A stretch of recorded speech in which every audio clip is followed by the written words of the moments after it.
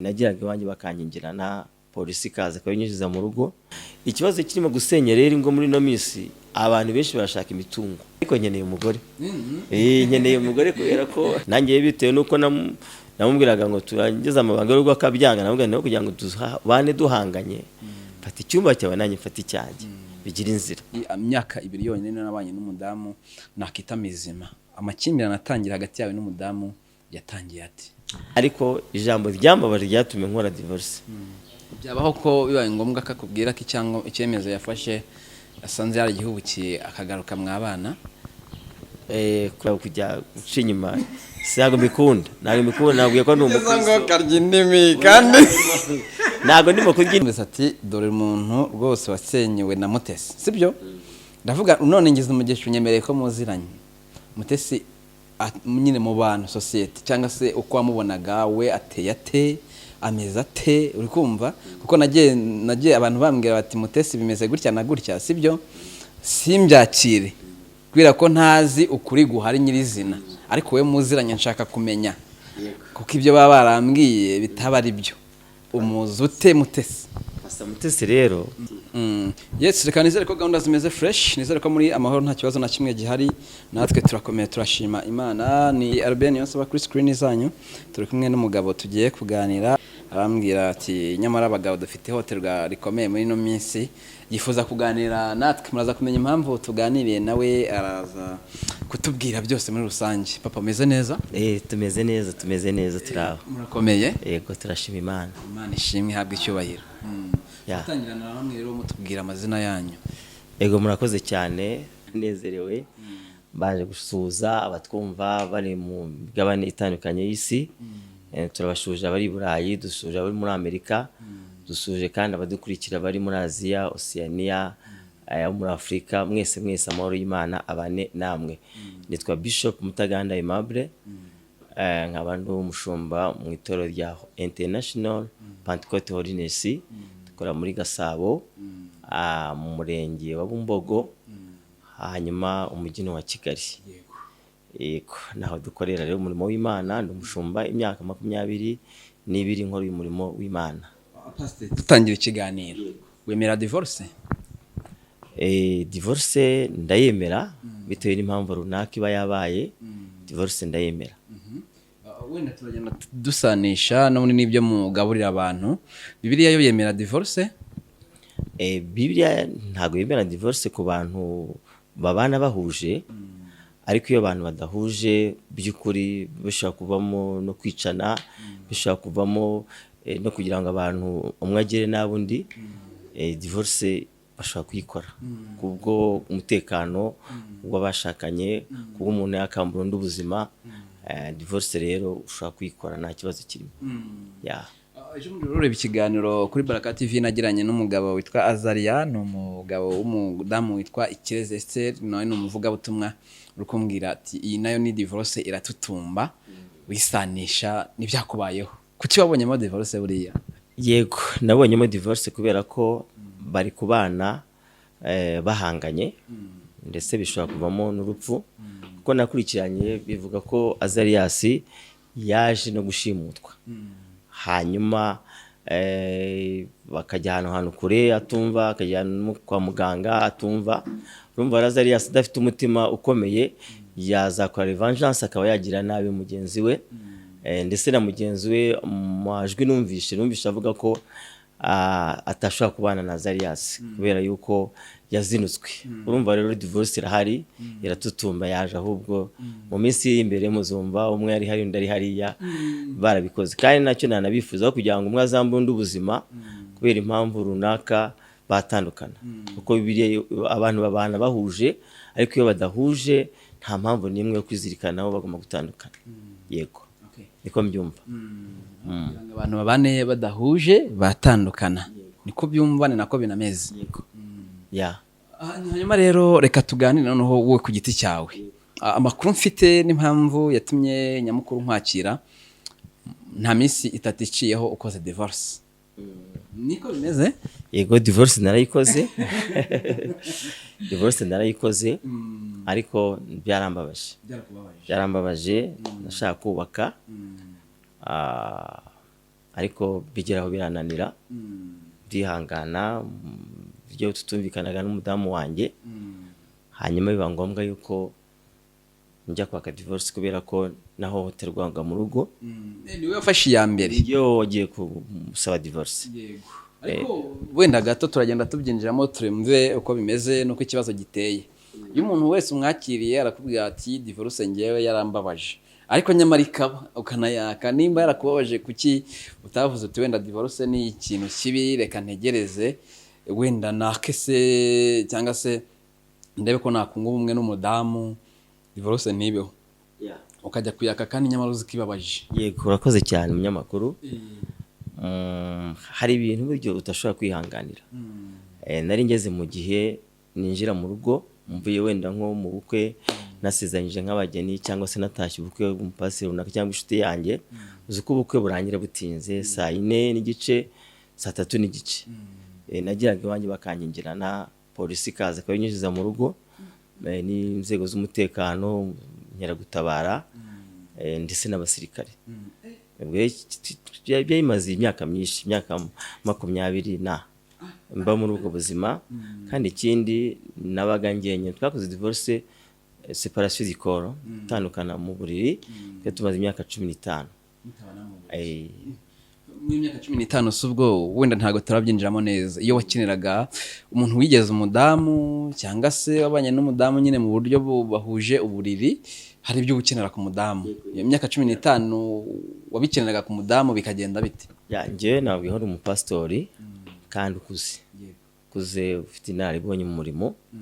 Nasengeye abashumba benshi, abashumba 16 babaye abarivera pasiteri basengera muri kariyeri yanjye. Nabatije abantu benshi, nasezanyije ngo 383 muri kariyeri yanjye mu myaka 22 nkora uyu murimo.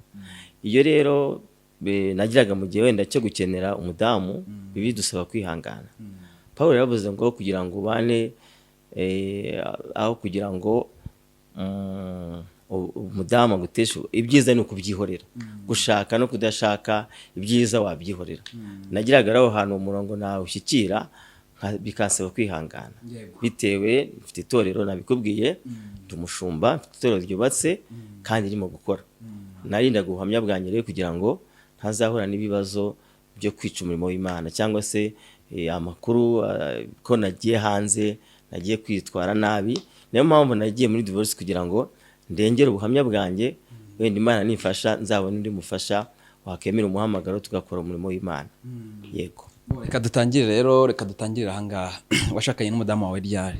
Iyo umudamu wanjye twashakanye ku itariki 2 z'ukwa 10/94. 94 niho twashakanye. Tubyarana abana 4, abahungu 2 n'abakobwa 2. Abana banjye 2, ufura yiga mu Bugereki i Burayi, wa kabiri nawe yiga muri Poland, nawe yiga i Burayi. Hanyuma umwana wa gatatu yiga muri Mount Kenya muri university nawe.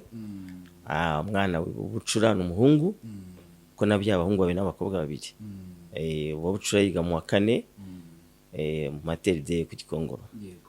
Yiga muri TTC. Kandi narabareze neza, ndabigisha nkora responsabilité yanjye. Ndetse na madamu yize kaminuza, naramuyize secondaire burira na kaminuza. Bigaragara ko nashaka kubaka urugo kandi nagerageje gukora, yageze gufasha madamu wanjye, nivuriwa n'abana bageze mu rwego rwa kaminuza zo hanze. Urumva rero ko ntacyo nakoze, ariko byarangiye divorce bayiduhaye kubera ko ibyo namuregaga byari bifite ishingiro. Urukiko rubiheraho rwa Kibagabaga ko amuhotera, kandi nabonaga mfite risk yo kuzakora amakosa mu buzima kandi umupasiteri. Bituma rero nsaba divorce kugira ngo badutandukane ntazakora amakosa mu buzima. Ari igihe iyo tuganiriye n'abantu bafite narabibonye mu rushako, njya nkunda kuganira nabo cyane, bakubwira ko hari igihe dukora amakosa muri fiançailles.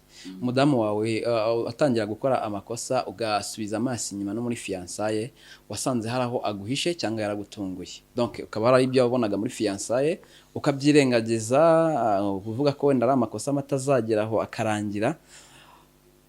Haba harabayeho ko agutungura cyangwa bisanishije nuko arameze muri fiançailles usanga ntago yagutunguye? Muri fiançailles twakoze fiançailles ntoya. Urabona igihugu cyari kirangije jenoside, tumaze kwibohora. Ntago twakoze fiançailles igihe kinini. ariyo wenda ntago namubashije kumumenya neza ko nyina akoraga muri HCR kuri Goma nawe akora muri concerne kuri Goma. Ngo cyari igihe nyine turangije jenoside, ntago cyari igihe sinabashe kumumenya neza ngo ntawura amakosa ye, ariko naganira n'ababyeyi barambwira bati uri umugabo mwiza. Ababyeyi b'uwo mukobwa mama we cyane mabukwe, ariko nta mugore ufite. Kubera ko ndi umukristo rero nagiye kuvuga nti abyaye byose nzabyihanganira. Ndumva imyaka myiza twabanye nk'imyaka 2. Indi myaka yose ikurikira ni imyaka ya struggle. Yarangoye cyane. 20 ishize uravuga uti nabanye n'imyaka 2 umugare myiza yonyine. Yarangoye cyane kubyakira.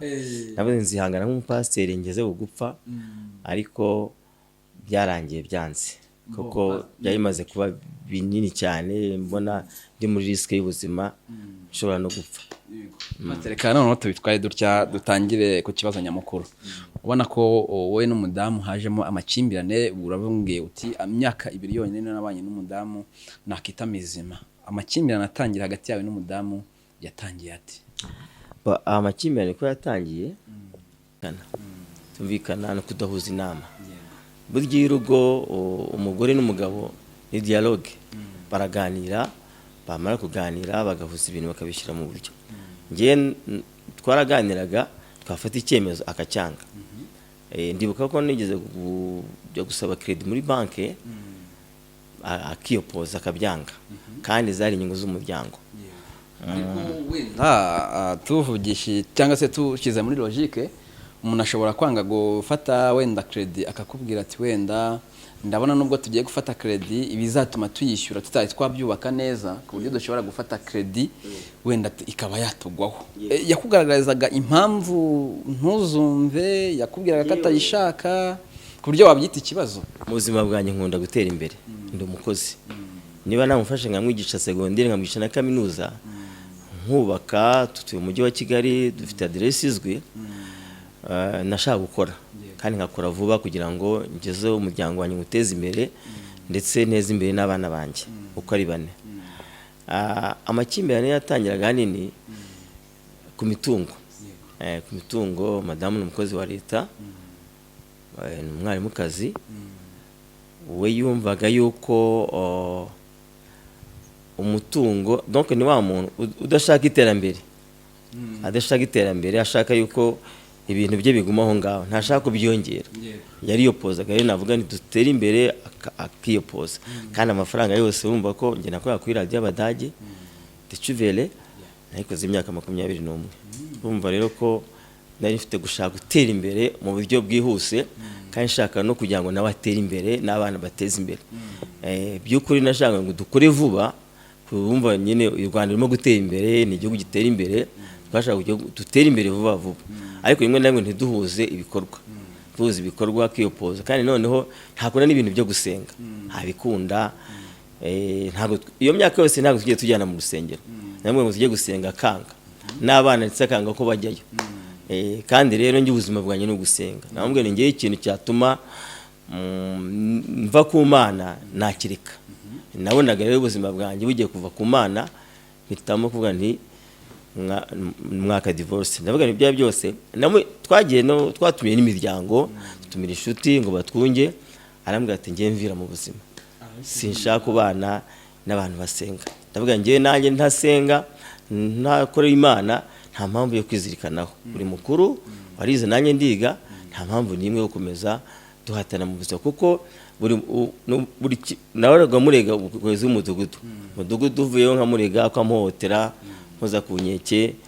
Nari meseraga imyenda mu myaka mfite urayibona, nkimesera nkitera ipasi, nkamenya uko ngomba gusohoka nkeye, abantu banze ntibabimenyaga. Nimba mbyumva neza se, muri myaka 2 wita ko mwabanye neza, abana uko ari 4 bagiye barutanwa imyaka ingahe kugira nge hari icyo nshaka kumenya? Umwana wanjye mukuru afite imyaka 26, afite 23, umukobwa. Uno ukurikiye afite 20, umuto afite 18. Yego, n'abana bakuru noneho twinjire ku icyo wakita wenda nk'ihohoterwa wakorerwaga n'umudamu. Wambwiye ko wenda muri kimwe mu bimenyetso cyangwa se muri bimwe yagiye akora ukabona ko mutari guhuza nko gushaka kwaka kredi ntabyemere. Ibindi noneho bishamikiyeho byagiye bituma ubona ko uwo muntu mutari mu murongo umwe, mutari mu mujyo umwe, n'ibiki bindi uretse kwaka kredi gishamikiyeho nakubwira ni ihohoterwa rishingiye ku gitsina. Kuko urabona ndi umupasitori kandi si ngombwa kujya gusambana. Niyo umuntu avuze ati mvira mu buzima agafata icyumba cyanjye ngafata icyanjye, umva ni ihohoterwa. Cya kabiri ni umuntu ukorera amafaranga akora muri leta.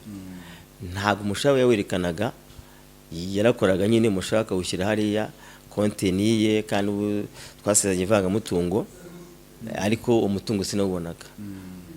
Ikindi ni ukumbuza uburenganzira mu rugo nk'umugabo. Ikintu nashaka wenda gukora ikintu mvuga ni cyateze. Uzi ko umugabo ari moteri w'urugo, niwo mutwe w'urugo. Niwe ushaka gukora ikintu ndakakubangamira nta hantu mwahurira, urugo rusubira inyuma, urugo ntabwo rutera imbere. Ikindi ni uko wabonaga hanini yumva amabwire yo hanze. Amabwire yo hanze muri amwe mu mabwire hari ukuntu abagabo bigira abatagatifu. Muri amwe mu mabwire yumvaga yageze yumvamo ko ibwire ry'uko ushobora kubusambana.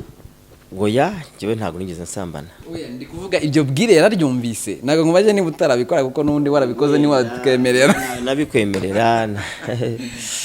Nuko wenda haje kugira ikibazo kimwe muri 2013 mbona ibindenze mfite stress cyane njya gukodesha Kimironko.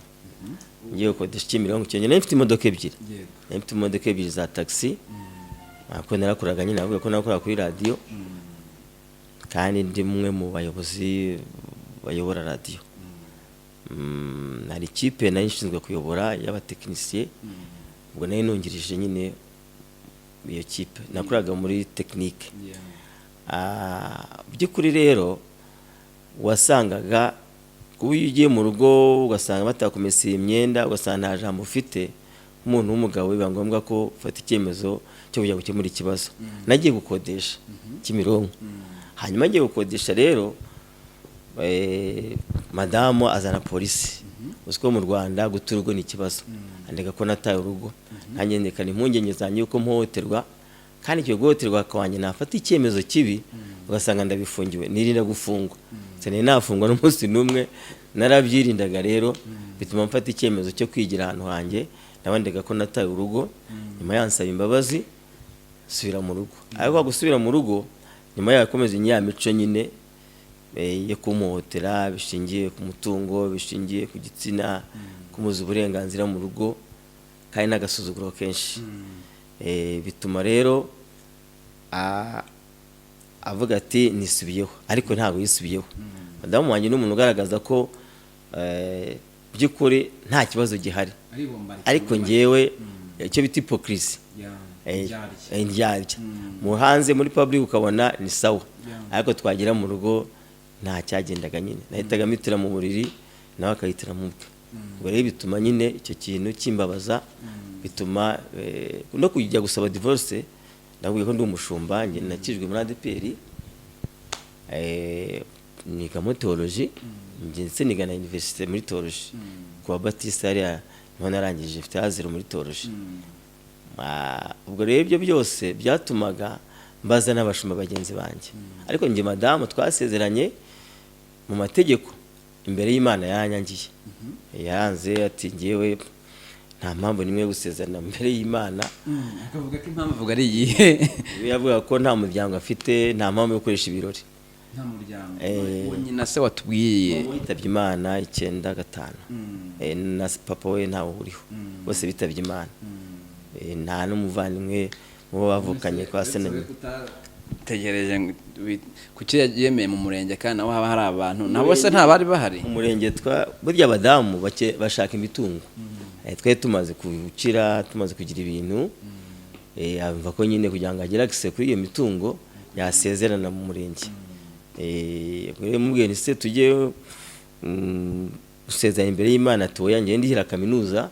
Madamu yizi yerika ndamurira arigararangiza musashakira n'akazi, arakora mvuga nanjye tuzatera imbere, twubake urugo, twufasha abana bagere kure. ariko ibyo byose we yatagitingaga kugira ngo agire ibyo ageraho. Urebye ntitwakundanye, ntago byahuye, mbese nicyo kibazo nahuye, ntago byamacinganye, ntago twahuje. Burya hari igihe ubana n'umuntu ariko nimuhuze. Icyo rero nicyo kibazo njye nahuye nacyo. Nashaka kuba ngo urugo rutera imbere, kandi nkurikije n'ibyo nakoze nagira ngo urugo rutera imbere. Nk'abana banjye kujya i Burayi nabaye miliyoni 30 by'amadolari nibyo nabahaye, kubera ko akagabane nayifite ndakabaha nyine, ngurisha akazu kamwe bana bajya kwiga. Ariko nagira ngo nyine nabyo nirinde istrago z'ababyeyi, abana bajye kure, bajye gushaka ubuzima, ntibabe victime y'ibibazo by'umuryango. Kuko njye nkunda abana banjye kandi nibo nakoreye. Umudamu muri ibyo byose byabaga, ikosa yagushinjaga ryabagiriye? Ikosa yanshinzaga yambwiza ko nsesagura umutungo, kuko njye mfite urusengero nubatse rurihere muri Gasabo, umurenge wa Bumbogo, akagari Kangara. We yavuga ko nsesagura umutungo w'urugo. Ariko nanjye nkamubwira yuko imigisha yose twabonye ariko twakoreye iki Imana. Numva rero ibintu byose ngiye mbere na mbere mbanza Imana. Kandi mu byo ko gusesagura umutungo yandegaga, ntago abana babuze minerval, ntago nawe yananiwe kwiga, nta deni twagiraga. Urumva rero we yambuzaga uburyo ntakorera Imana, kandi ngiyewe ubuzima bwanjye ngiye nihaye Imana. Ubuzima bwanjye nibwo gukorera Imana, kandi nta n'icyamuza gukorera Imana. Rero yari afite kuguhunza ibiguhuza n'Imana ari ibi. Yagira ngo nyine ngwe mve mu gakiza, mve mu by'Imana mbireke, kuko nabonaga ari igikoresho cya Satani. Kabone rero kwitare nzagwa, ko nakomeza kujya muri rinyange ko tubana twasezeranye kandi tutanabana, nabonaga rimwe na rimwe nzajya hanze nkaba nakora amakosa nk'umupasitoru, basanganisha ubuhamya. Bituma rero mvuga nti, mu Gifaransa bavuga ngo si c'est trop c'est mauvais, ibintu bibaye bibi byinshi biba bibi. Nabonaga ari ibintu nkorera bizatuma njya mu byaha. Bituma mfata icyemezo rero cyo gusaba gatanya. Yego. Twe turetse ibaye vuba, kandi imyaka 20 ni urugendo rurerure, turacyari kureba muri iyo myaka 20. Uragira uti yarantotezaga, yaba mu buryo bushingiye ku gitsina, yaba mu buryo bushingiye ku mitungo twashakanye, ndetse no mu bundi buryo bwinshi butandukanye. Madamu iyo mwageraga ku mitungo yakubwiraga ati, ku buryo byita ko wenda byagezaho nabwo bibi ikibazo bishingiye ku mutungo? Twe dufite amazu dukodesha hariya mu mujyi, twe dufite amazu dukodesha, dufite n'amazu dukodesha Ikinyinya niho dutuye. Yashaka imitungo yose ibiye, njyewe singira ijambo, akaba yakishyuza abapangayi bose kandi anahembwa. Njyewe rero ndi umushomeri, nta kazi mfite. Akazi kacu kahagaze 2015, niho radio yacu yadicive yahagaze. Bituma rero kuba kwa kuri nta kazi ngira, kandi ibintu byose cyagoye ngo nibye, njyewe nta kintu wumva ko nari nsigaranye. Wumva ko cyari ikibazo yo kugira ngo nanjye bagira utuntu bampa twambesha nk'umuntu wakoze kandi wakoreye urugo. Ndetse wakoze n'ibikorwa by'indashyikirwa mu rugo, nawe urabyumva nyine. Ntago impamvu yabimuteraga asubwo habagaho ko abapangaye baguha amafaranga, wenda ukaba wanyuza ahandi ntagere mu rugo, wenda akavuga uti no mugabo ndabona ibyo twiyemeje by'iterambere ry'urugo atari byo ashaka, akaba yakifuza ko yajya yishyuza mu rwego rwo kugira ngo ayasigasire. Mu by'ukuri ntago nigeze nyereza umutungo. Ngewe kubaka urusengero nakoraga, igihe akazi kahagaze ntago rero rwakuzura neza, n'ubundi ruzura neza, hari wenda hari byo ntaratunganya. Ntabyo yandegaga yuko nyereza umutungo ujyana hanze, kuko nta kuntu wanyereza umutungo ngo ujyane abana kwiga hanze i Burayi, ntago byari gushoboka.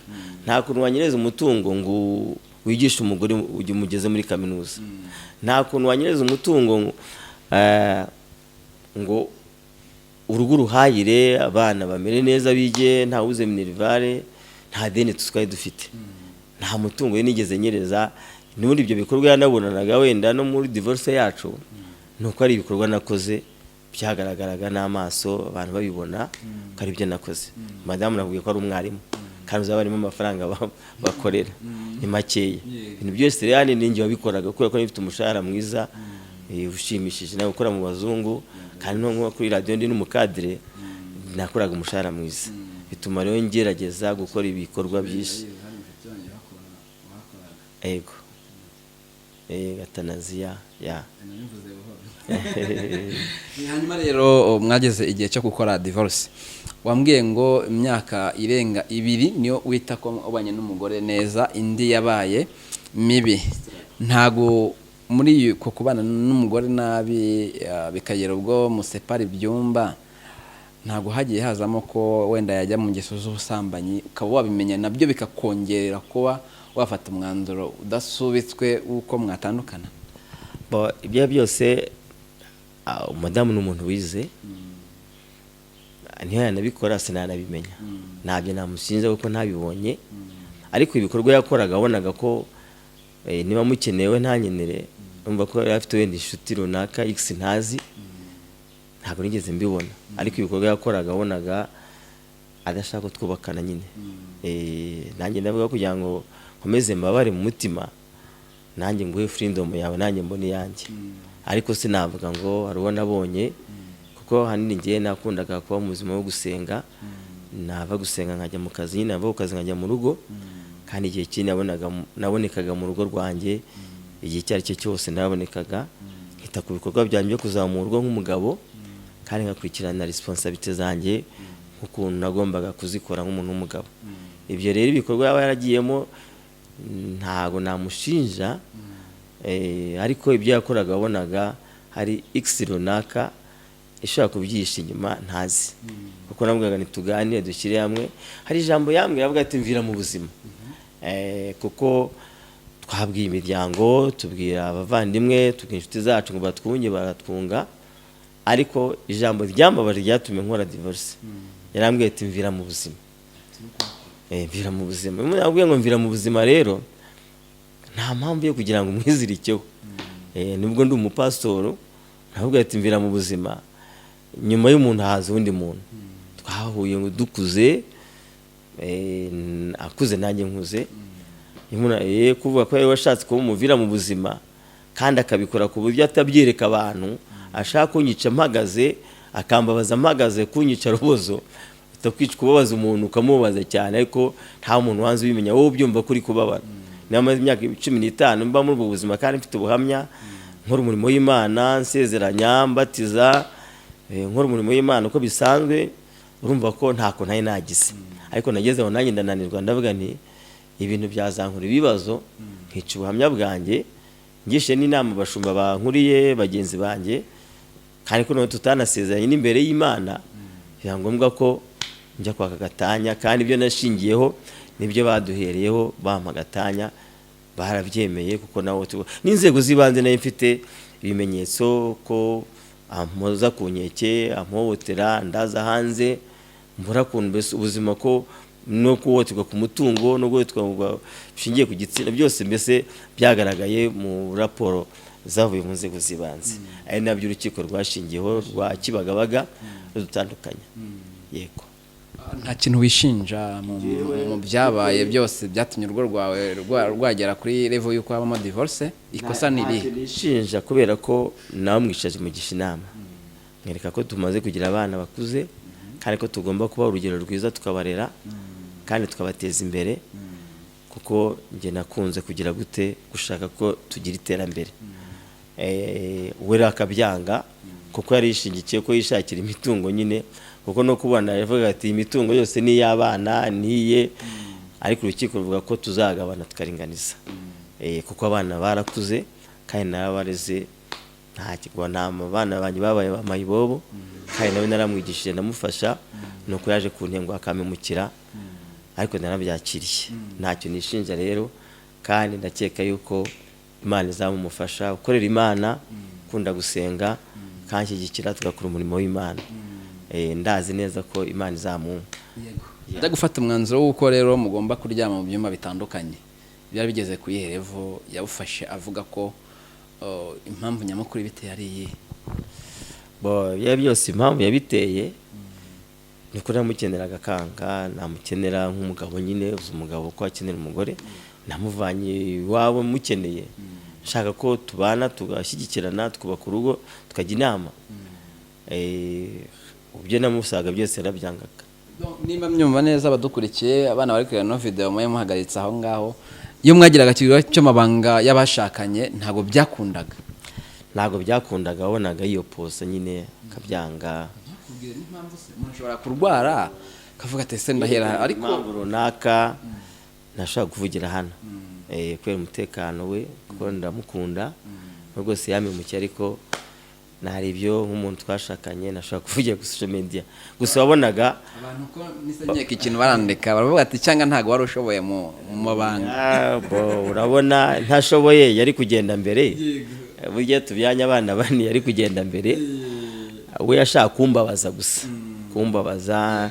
Mbese nabonye ni satani wamuteye, satani wamuteye kugira ngo abadusenyere, kuko ntajya mu rusengero. Njye najyaga gusenga, we ntajyayo. Umva rero umuntu usenga undi ntasenge, abadayimoni iyo birukanye bamujyamo. We rero ntiyashaka kujya gusenga, nava gusenga asanga yarakaye ataye umujinya. Ubwo urumva rero ko nyine icyo twabonamubwiraga cyose yaracyangaga. Nanjye bitewe nuko namubwiraga ngo turangize amabanga y'urugo akabyanga, namubwira ngo kugira ngo tubane duhanganye, fata icyumba cyawe nanjye mfata icyanjye, bigira inzira kandi bwo mutekano, kugira ngo urabona mu Rwanda itegeko ryo ihohotera risinye ku gitsina. Ashobora kubwira ati yamfashe ku ngufu, aramuhotera akamfata ku ngufu, ibyo byose narabyinjiraga kugira ngo ntajya gufunga. Ndavuga ni rero kugira ngo bazanegeye ko ngo hohotera ngo ufata ku ngufu, fata icyumba cyawe, dufite inzu nini y'ibyumba 5 nanjye mfata icyanjye. Nkimubwiye ahise agenda, urumva ko nyine yabishakaga. Yarusaga wabyukaga, bituma rero nanjye mvuga nti bizakomeza kumera gutya. Nanjye mfite umubiri, mfite uburenganzira bwo kuba nakwishima n'umuntu wanyemera kandi akemera icyo nkora nk'umukozi w'Imana. Yego, ni wo murimo nkora, umurimo wo kwigisha ubutumwa bwiza. Yego. Pastor, wenda bibaye bigufi ariko reka handi tuganire. Wumva abana babyakiriye neza mbere na mbere? Abana kubera ko abana burya abana ni nyina. Yabanje akajya banyangisha, abana ntibanyumve nabo, tugakora deba yo mu rugo, ambwira abana ariko mabona mama aramuhotera, mama we nyine akerekana yuko nta kibazo gihari, abana n'abana nyine bumvira mama wabo. Ntabwo abana babyishimira, ariko ari bakuru kandi ntacyo nishinja ntabakoreye. Njye nagomba gukora byose nk'umupapa wabo yarabikoze, kandi n'ubu ndacyabakora, ndacyabarera, ndacyabakunda. Ni abana banjye beza, ni abahanga, kandi nifuza ko bagera kure. By'ukuri ntabwo babyishimiye, ariko bakuru bavuze aho kugira ngo muzicane, mama turamuzi nawe turakuzi, muzarikane mwe ajya undi ajya, mugire umutekano, natwe kandi twumve ko mukiriho. Ibyo byose nta muntu usimbura umubyeyi, nubwo twatandukanye ariko baracyari seve yanjye, ndacyitwa papa w'abana. Igihe cyose banyenera nabafasha, kandi igihe cyose abana banjye nanjye nabasaba ubufasha, numva banyemerewe nanjye bazamfasha, rwose numva byaba byiza. Kandi nibyo nahisemo kugira ngo mbashe gukurikirana ubuzima bwabo, nanjye numva nishimye nahangayitse mu buzima. Numvaga ko divorce ari ngombwa rero kugira ngo nanjye ngire umutekano wanjye, ubuzima buri imbere, kandi ngire n'ibyishimo ubuzima buri imbere, ndetse nkore n'umurimo w'Imana nta kintu kineka. Kuko hari yazaga mu rusengero akavuga ati urusengero n'urwacu, abakristo akabasora bakavamo, ubwo abakristo bagacika intege nyine, nkatangira ugasanga n'ibyo nubakaga yashaka kubisenya. Ugasanga rero n'ikindi kuba abakristo babona ko ndi umushumba kandi umugore tutanajyana no mu rusengero, kintu cyabaga ari ikibazo. Kandi yagombye kumfasha akanshyigikira, nkaba rero gishyigikira umurimo w'Imana ukagenda nabi. Burya umugabo n'umugore, yakuba umunyamakuru, iyo nta mugore ufite ibintu byose ntibigenda neza. Ibintu byose nakoraga byarasinyuka kubera ko umutwe umwe wigira inama umwe, ariko iyo babiri bajya inama kandi bagahuza. Njye nabuze rero umuntu wambera umufasha akanshyigikira, tugakora urugo rugakomera. Ariko nubwo nabikoze njyenyine, ariko nagerageje muri iyo myaka yose nashoboye kurera abana banjye, kandi mbasha kubateza intambwe bagera kure. Yego. Ubona ari iki kiri gutera divorce cyane muri ibi bihe Pastor? Nubwo ndi kubikubwira gutya, wenda umukristo wawe ntuzamwigisha kutadivorce, azi ko wabikoze ngo abyumve. Icyo ntikiza kuba ikibazo. Baje ikibazo cyiza, ikibazo kirimo gutera amadivorce hirya no hino wenda mujye mu gihugu cyacu abantu benshi bashaka imitungo, ntabwo abantu bakundanye. Ubundi urugo rwubakirwa no gukundana, urugo rwubakirwa n'urukundo. Mugenzi wawe wenda yagira ikibazo kubera ko umukunda, ntabwo wasenya urugo. Mugenzi wawe yagira weakness runaka kubera ko umukunda, ukomeza kwihangana. Ikibazo kirimo gusenya rero ingo muri no minsi, abantu benshi barashaka imitungo, imitungo imaze kuboneka, swatwenda ari umugore wakoze cyane cyangwa umugabo ugati tugabane. Kubera ko mu Rwanda hari itegeko rivuga ngo umugabo azafata 1/4, abana n'umugore bafite 3/4. Nabyo na madamu yashingiraga bavuga ati ibintu byabi byanjye n'abana, ariko urukiko rwavuze ko tuzagabana tukaringaniza, kuko abana bakuze tukabagenera ibyabo. Usanga rero nini bishingiye ku mitungo, kuko abantu bashaka imitungo kurusha uko bashaka urukundo hagati yabo. Icyo ni icyambere. Icya kabiri gishingiye ku madivorce aboneka wenda iwacu, ni ugucana inyuma. Umuntu agaca inyuma mugenzi we, akamuharika wenda agashaka undi mugore cyangwa agashaka undi mugabo. Ibyo rero bituma nabyo habaho ugira gute gukora divorce. Ikindi kintu kiboneka mu madivorce yacu yo mu Rwanda, ni ikintu cyo kutumvikana hagati yanyu, kudahuza ibikorwa. Umwe agakora ibyo undi agakora ibye, kandi urugo rukeneye guhura, umugabo n'umugore bagashyira hamwe. Iyo bashyize hamwe rero ibintu birakunda. Umwe rero yakoze icyo undi agakora iki, nk'umugire iyo afite konti yanjye ye ntashaka kugeraho, amafaranga naye yahembwa ntagira icyo azana, bagakurikirana bishatse. Umva rero icyo gihe udashobora guhuza ngo duhuze ibintu, hari ibisenyuka ntimugire gute, ntimubashe kubisana. Hari ukuntu mwaka credit, kuko credit ntiwajya kuyisinya uri wenyine, umugore atagusinye kandi ari ivangamutungo mwasezeranye. Ibyo byose rero kudahuza mu iterambere ry'urugo, mu bikorwa runaka mugiye gukora, ibintu birimo gusenya ingo. Mu by'ukuri wenda twagara aho ngaho, ibyo byonyine ni ibintu byumvikana birimo gutera amadivorce. Kandi noneho gushaka no guhemukirana nk'akica undi, umuntu arica undi. Mwumvishe biriya bya Zarias uko bamushimuse, ubwo urumva rero ko nyuma yaho hari n'abandi bantu barimo kwicana, umugabo akica umugore we, umugore akica umugabo, abana bakica umubyeyi wabo. Ibyo byose ni ibintu bishamikiye kuba haboneka gutandukana kw'abantu.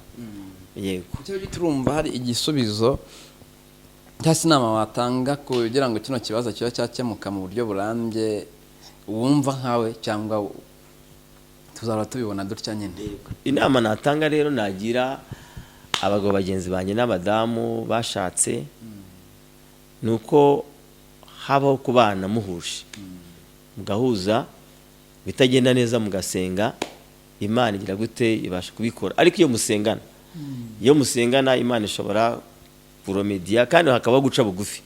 Burya hari umuntu udaca bugufi. Guca bugufi ni ukuvuga iki? Umuntu akemera icyaha cye kandi akagisabira imbabazi. Ugasaba imbabazi mugenzi wawe, niba ari ikintu wakoze kibi, ukamusaba imbabazi ukacyemera kandi ukakihana. Nemera ko iyo wihanye Imana ikubabarira, kandi itongeye kubisubiramo Imana irakubabarira. Ibyo bintu rero mu guhuza ibikorwa mu rugo, mu kwihana, mu gushyira hamwe, mu gukundana, mu kwihanganirana, ibyo byatuma ingo zikomera. Kandi ikindi mugashingira ku rukundo. Muri fiançailles ukiga mukabwizanya ukuri. Burya hari igihe umwe yirara undi akirarira, bajya bavuga ngo umugabo utera ntacyo uri inkumi. Agomba kuba kubwizanya ukuri muri fiançailles. Ukabwizanya ukuri, ukamubwira icyo ukunda n'icyo wanga. Umukobwa akabwira umusore icyo akunda n'icyo yanga, mukamubwiza ukuri, imitima yanyu ikaba open. Mugiye muri fiançailles ukavuga ati iki ngiki. Burya kubana no guhuza ibintu, ibintu mutandukanye, burya niko iyo mubihujije niko kubana burya. Ni rwo rugo. Ngiye hari imico ntandukanye no mugenzi wanjye, ya mico mutandukanye rero ugomba kuyihuza, haba n'ikibazo mukihanganirana mukihangana kubw'inyungu z'abana mwabyaye kugira ngo abana bazagire indero nziza kandi murere igihugu gitera imbere. By'ukuri ibyo bintu birabuze kandi byagomba kuboneka kugira ngo abantu babishingireho, bashingire ku rukundo, bashingire mu kwihanganirana, bashingire mu gusenga, bashingire guhuza ibikorwa byabo byose, kuko umubiri umugabo n'umugore baba umubiri umwe. Biravuga ngo iki gituma umugabo azasiga se na nyina akaba n'umugore akaramata, bombi bakaba umubiri umwe. Nta bintu rero byo gusepara imitungo, byo gutandukanya imitungo, byo gutandukanya aho musengera, byo gutandukanya ibikorwa byanyu. Ibyo bikorwa byanyu byose bari ibyanyu, kuko iyo mubihuje hamwe mutera imbere, kandi mu gifaransa bavuga ngo union fait la force. Iyo mubihuje hamwe mugira imbaraga kandi urugo rugakomera. Ndifuza ko uzankunda twashingira kuri ibyo bintu, tugahuza, tugasengana, tugakundana, tukihanganirana, tukababarirana, kandi tubivanye ku mutima, bityo tukazakura urugo ruta urwa mbere ubwo nahuye narwo. Nanjye ndabyifuza ko nagira umugore mwiza ukunda Imana, ko ngiye nkunda Imana kandi nkunda gusenga. Urusengero n'igihe warwibakiye mu bushobozi buke nari mfite, kuko numva mfite ishyaka ryo gukora umurimo w'Imana. Ariko kubera ko ndi njyenyine hari ibyo ntashoboye, ibyo ntagezeho. Ahubwo ndavuga ngo ntaze kandidatire rwose, umugore ushaka umugabo ukijijwe ubaha Imana rwose, telefone yanjye sinzi nayibaha, ndayishyiraho rwose, ndayishyiraho ko byagenda kose. Yego. Cyangwa nyibabwire hari ikibazo kirimo, mbo ni akamenyetso ko guteranya 250 788 666 433 iyo ni WhatsApp wanjye, ariko ntabwo iriho kubera ko nagize impanuka barangonga, imodoka irangonga ndi kuri moto, hanyuma telefone barayinyiba ntayiriho kuri WhatsApp. Ariko Imana izamfasha, cyangwa se nawe uyinguriye byaba byiza, uri kunyumva ukayingura byaba byiza, kugira ngo tubashe gukomunikana. Hanyuma indi telefone nkoresha yindi ni akamenyetso ko guteranya 250 7 8 200 6204. Uri mu Rwanda wampamagara, tukabasha kuganira, tugasengana, tukagira ibyo tuganiraho, twungurana ibitekerezo. Ariko nkeneye umugore, nkeneye umugore kubera ko urabona nk'umurimo w'Imana ntabwo nawukora njyenyine, nkeneye umufasha unkwiriye nyine, kandi wajya mu muhamagaro, wakumvira umuhamagaro, agakorera Imana tugafashanya. Yego, wakubaha Imana, wamenya gutunganya ibyo mu rugo, wamenya guca bugufi, wamenya ko abantu umukozi w'Imana nk'umushumba mu rwego ndimo, ntabwo ko ndi umushumba. Yego.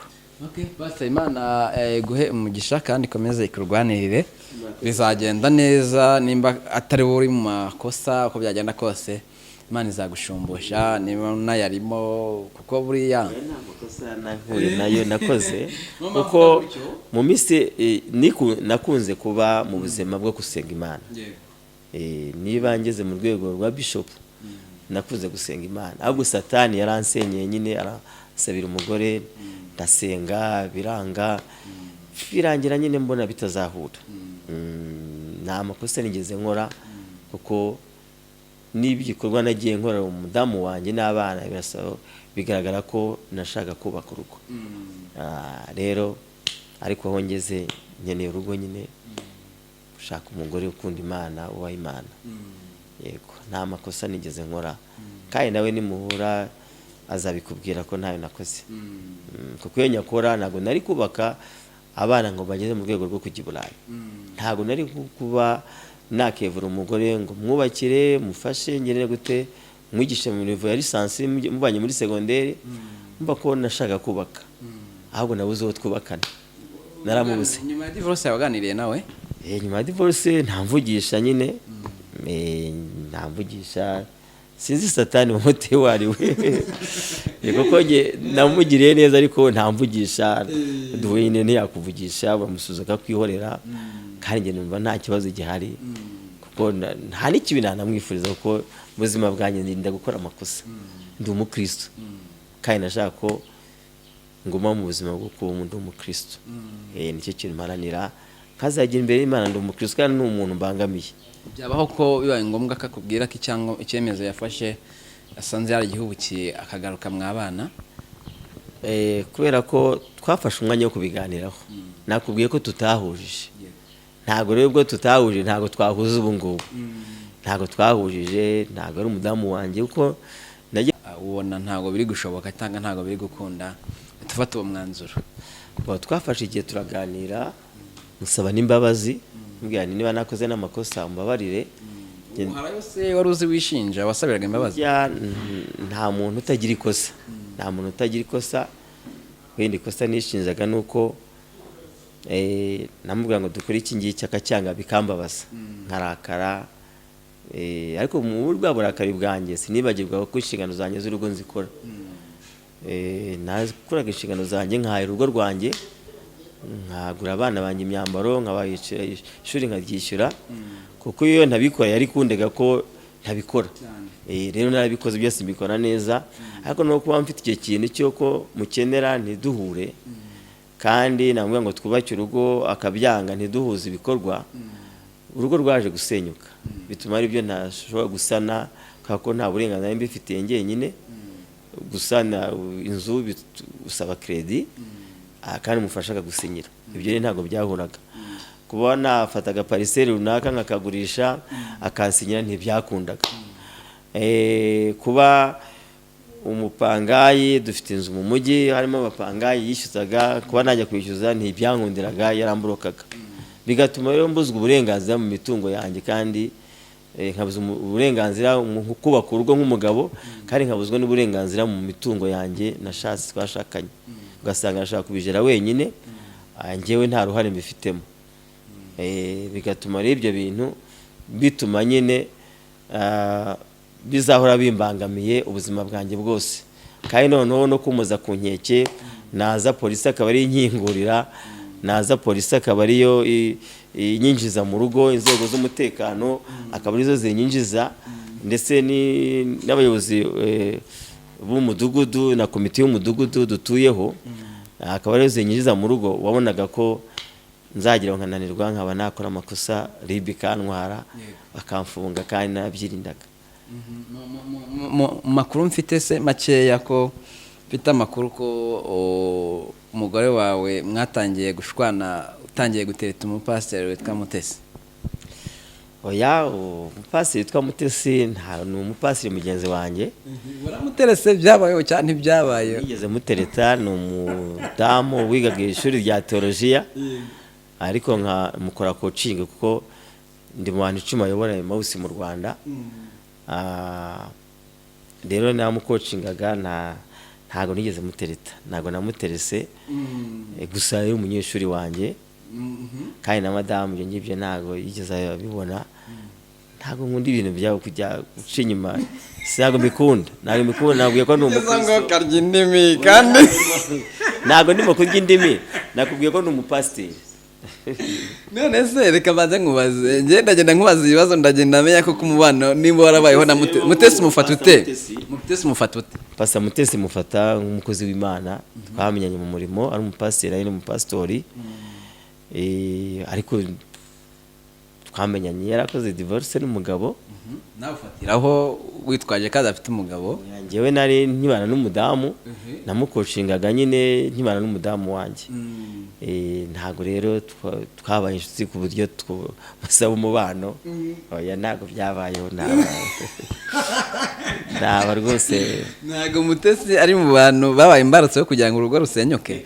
Uvugisha ukuri, Mutesi ntabwo asi n'umudamu wanjye, ntabwo amuzi. Batazi umudamu wawe nivuze ko atakuzi.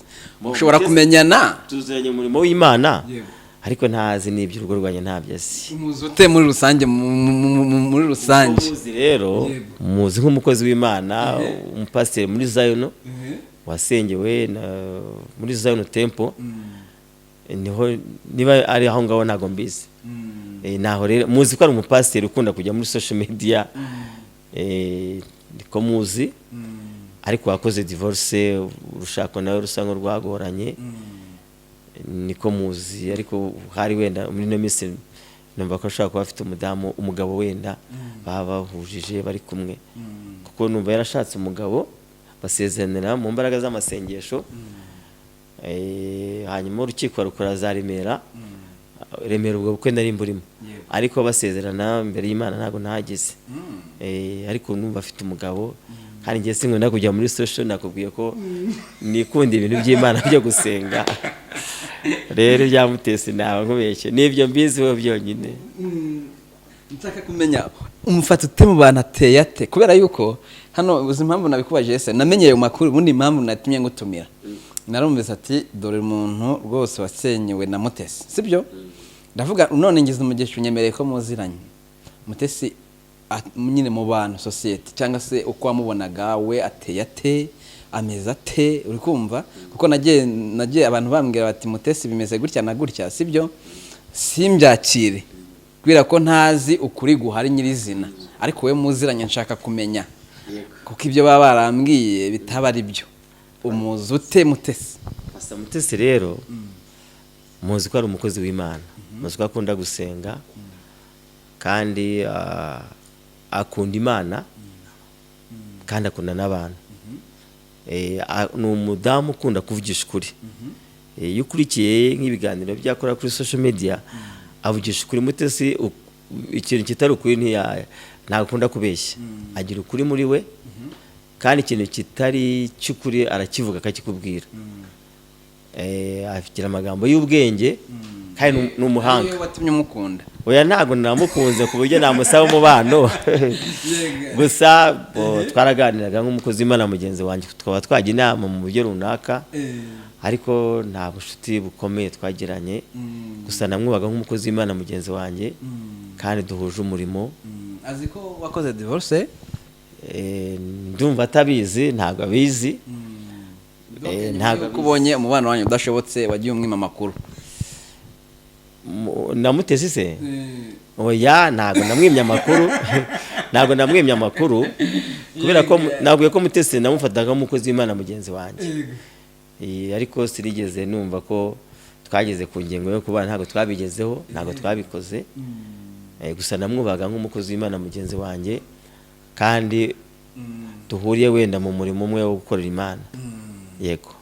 Rero niba arabyita témoignage y'umuntu cyangwa ubuhamya, mbo sukumwibasira namusabye imbabazi none wazanyica n'iyumva ibenge. Karamuvuga nk'ukari umupagani wo muvugute. Umupagani koko mu by'ukuri? Yanjyewe ntabwo ndi umupasitoro, ndinda kuvuga ikintu nahagazeho. Ntabwo hari icyo bita raison d'être, wenda ibintu biba byaravuzwe ku muntu ntabwo mbizi rwose, ntabwo namuvuga nabi. Bashaka burya abantu banakabya bakabeshyira n'umuntu, abantu barakuvuga, natwe abashumba baratuvuga, bashaka kumuvuga banamubeshyera. Icyo nzi nuko afite abana babiri kandi akunda gukora umurimo w'Imana. Abapagani rero kubabona umupagani ntabwo zo babihera, ntabwo mbizi ibyo bintu babihera. Buriya wenda iki kibazo mwazakibaza abantu babivuze. Gusa ngiye mufata nk'umupastori kandi ugira ukuri muri we, utajya iyo ikintu kitasobanutse neza kiguye ati iki ngiki ntikimeze neza. Makuru nashakaga ndumva kuyageraho binaniye. Nashaka kumva nimba kuko nawe yaba yaragusenyeye urugo, kuko arabagiye bambwira ngo yasenywe z'abantu, ariko nanjye mwitohoza nakoze nagiye numva baramubeshyeye, kuko naganiriye nabo babishinjaga, nabo ubwe turaganira. Ariko kino kiganiro reka nkite kiko kimpamirije uko kuri nanjye ko Mutesi ari umukristo n'umuvuga butumwa, umukozi w'Imana, reka mbihamye ntyo. Icyo nakubwira nuko Mutesi yanga icyaha. Mutesi yanga icyaha. Hari icyo wagerageje kumuturamo akagira ntibikunde? Iyo muganiriye amagambo avuga ni amagambo akomeza umukristo. Nize ngo wagerageje kugira umujyana wenda. Yewe urabona nize theology kandi ngira analize mu bintu runaka, twagiye tuganira mu bintu bitandukanye. Mutesi yanga icyaha. Mutesi yanga icyaha, n'ibyo abwiriza usanga agara abantu kuri Kristo. Agara abantu kuri Kristo kugira ngo abantu bakizwe. Nta muntu rero abugara abantu kuri Kristo kugira ngo bakizwe. Niba agara abantu kuri Kristo kugira ngo amfite nacyo abapasiteri twahamagariwe kwereka Kristo ko ari we nzira ukuri n'ubugingo, kandi ko ntawe uzagenda atamugezeho, atamunyuzeho, kandi ko abantu bose bagomba kubana amahoro no kwezwa. usanga ari amagambo Mutesi Pastor Mutesi yigisha, ni amagambo ashaka ko abantu bezwa, abantu bitunganya imbere y'Imana, abantu bazagira mu bwami bw'Imana. Icyo kintu rero usanga umuntu uvuga ayo magambo ntabwo bavuga ko ari umupagani, ni amagambo y'umupasiteri, ni amagambo atuma abantu bakomeza itorero, atuma abantu bava mu byaha bagana inzira yo kujya muri Kristo neza. Agiye kuba ashaka undi mugabo, ngira ngo uko mbyumva n'uwa gatatu, kuko nta makumba mpagazeho, wa mbere amushaka sinari mari, n'uwa kabiri ariko numva ko uyu nguyu ari uwa gatatu. Bivugaho iki se? Wowe ntabwo uryita nk'ishyano? Ni ikibazo gikomeye. Buryo ugize sheke ya mbere mu buzima winda kugira sheke ya kabiri. Nuko mu rushako inama wenda namwa cyangwa nagira abandi bantu inama, nuko batabuka mu rushako, bakagerageza gushishoza, kuko kubana n'umuntu ukamwakira mu buzima bwawe ni ibintu ugomba gufatira umwanya, utagomba guhubuka. Byite kahura n'ababi cyangwa tumwite mubi? De kote hari ikibazo gihari,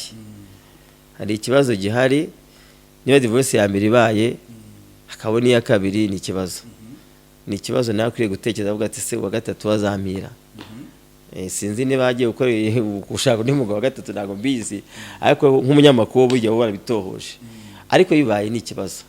Ngewe kuri njye nifuza ko umugore tuzashakana yazambera umugore uzamperekeza ubuzima bwanjye bwose. Bibaye ngombwa ko Mutesi avuga ati ku muntu twari tugiye kubana n'undi, reka nisirireho mbanye na Bishop. Uko muzi wakemera ko Mutesi akubera umugore? Ibyo byose ntabwo nigeze mupropoza, ntabwo namupropoje, ariko Mutesi ni umugore mwiza. Waramuterese?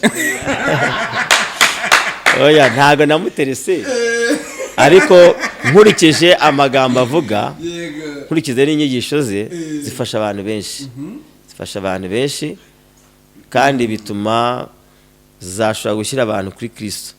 Ariko kuvuga ngo agiye gukora undi mugabo wa gatatu, ni by'ukuri ntabwo byoroshye.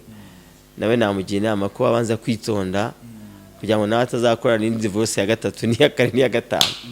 Ntabwo rero uhora ushaka umugabo, ejo nashaka uyu, ntabwo ari na byiza, byica n'ubutumwa. Wowe se ko wadivorushije ukaba uri kuvuga ngo ushaka undi mudamu, bibaye ngombwa ko nawe yazamukaniranwa, ntabwo wadivorusa akaza nyine akakubera nk'uwa mbere? Kuko ntabwo turema abantu, duhura n'abantu baremwe, uremye umuntu wakiremera uwo ushaka, ariko kubera ko duhura n'abaremwe tuba bararemwe nyine mu buryo bwabo. Wowe divorce ya kabiri ntabwo wayakira se? Ntiyabaho? Ngiye ku giti cyanjye nakubwiye ko nabaye n'umugore imyaka 2 niyo mizima twabanye, indi myaka yose yari struggle. Ariko kubera kwihangana nagize, kandi nkamusaba n'imbabazi ngo tubashe guhuza ibikorwa, duhure, twubake urugo rutera imbere, nabwiye ko ntabwo nashaka gusenya, ntabwo ari byiza. Burya umuryango, ibyiza no kubana n'umugore wawe mukabana neza akaramata. Ngere divorce ya gatatu ntayo ntegura, n'Imana ibyumva iri mu ijuru. Iya mbere se warayiteguye? Iya mbere sinayiteguye, yaranambabaje, kubera ko nagiye gusaba imbabazi umudamu wanjye akabyanga, kandi ko nabonaga atari uwanjye, bitahuye kubyara byo twarabyaye. Ariko burya ikintu kitari icyawe ntikikugoye. Iyo umuntu ari umugore wawe ntabwo akugora, cyangwa umugabo wawe. Ariko niyo umuntu agora umuntu kugeza ubuzima bwe bwose, bikagera naho imyaka 15 wihanganye uba gutyo muri ubwo buzima, kandi umukozi w'Imana, by'ukuri ntako ntagerageje. Nifuza rero ko undi wa kabiri tuzabana yazambira umudamu mwiza, kandi imyaka nihangane wa mbere nawe nzakwihanganira kugeza ngejeje itorero ry'Imana imbere y'Imana yamamagaye. Kandi nzakomeza kumwizerwa imyaka yanjye yose isigaye, kandi nkiranukira Imana, nkora umurimo w'Imana neza kuko Imana yamamagaye. Ariko ikintu cyane ntandukanye na Kristo, aje akantandukanya na Kristo, namureka. rwose nakureka namureka, kuko biravuga ngo niki cyantandukanye n'urukundo rwa Kristo? Ese ni umugore, ni umugabo, ni imitungo? Ngiye numva nk'umukristo utoza abantu, utoza itorero ry'Imana kuzarigeza imbere ya Kristo, ikintu cyantandukanye n'Imana cyose nzakireka. Niyo umugore nzamureka, ariko umugore uzamfasha kwegera Kristo, you welcome. Ndakwakire rwose, ndakwakire ngwino uze mu buzima, ngo ayi karibu dukora umurimo w'Imana. Kandi yukoze umurimo w'Imana bizana inyungu nyinshi kandi bitanga icyubahiro. Pastor Imana bahumugisha, murakoze, ndabashimiye kubw'iminota mwaduhaye tuganira namwe. Ngira ngo badukurikiye bafashijwe ko byagenda kose, nanjye uko twaganiriye hari icyo nakuyemo, n'abadukurikiye neza ko ari cyo bakuyemo. Zanjye izo ngendana ubu ngubu, izi telefoni zose, WhatsApp yo nababwiye ko itariho, ushatse kuri WhatsApp wambura, ariko ndayinguriye. Yesu aguha umugisha cyane cyane rwose, ndayikunda, ndakubwiza kuri WhatsApp ku mbuga zitandukanye. Hanyuma rero telefoni zanjye zose ziriho